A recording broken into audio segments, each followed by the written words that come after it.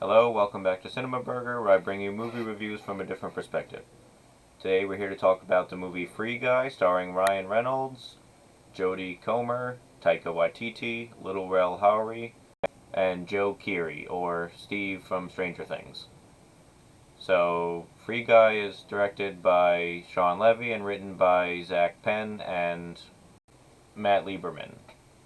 Now, Sean Levy, of course, did Night Museum and Stranger Things, and Zach Penn has written many of the Marvel movies, and Matt Lieberman has written a lot of movies too. Now, this is about Guy, played by Ryan Reynolds. He's a NPC or non-playable character in a video game called Free City, which is like a Grand Theft Auto type game. It's a massive multiplayer online game, and he works at a bank that gets robbed every day as one of the heists missions that you can play.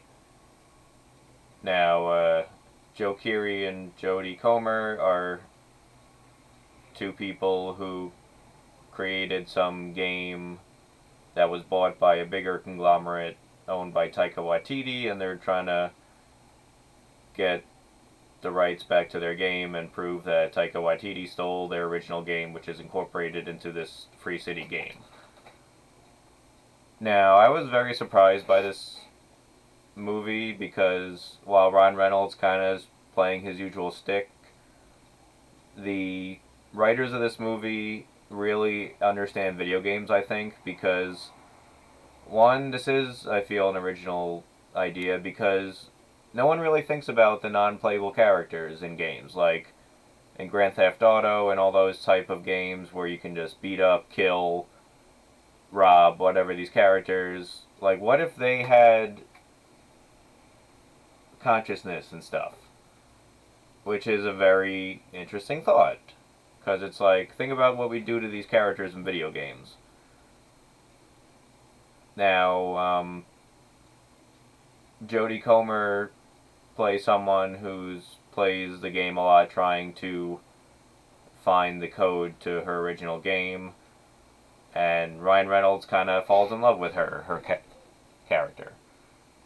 Now, they show what the world looks like in the eyes of Ryan Reynolds, and it looks like a town, but there's like just like the health pickups and all that, and only characters with like glasses can see all that stuff.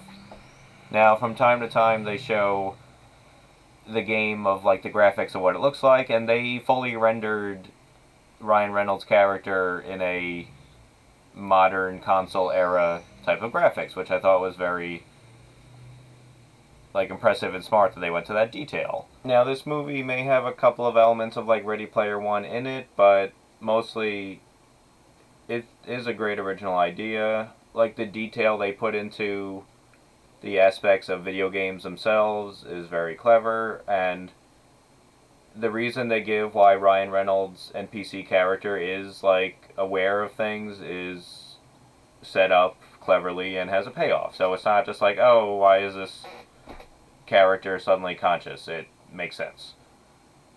And the ramifications of that are also somewhat set up, like the full scale of what they've created is not fully explored, but it's on the way there.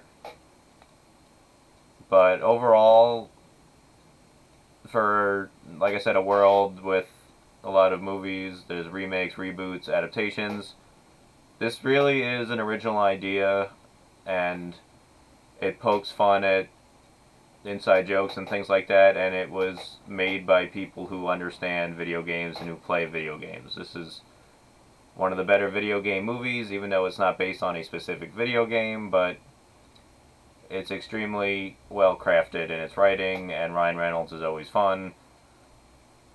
Taika Waititi is very funny and silly and quirky, and it has some good cameos in this movie. I'm not going to say who, but some people you may not expect.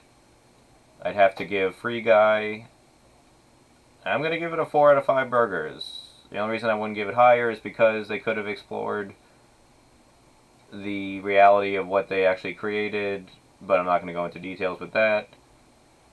But it's a really smart written movie and I applaud it.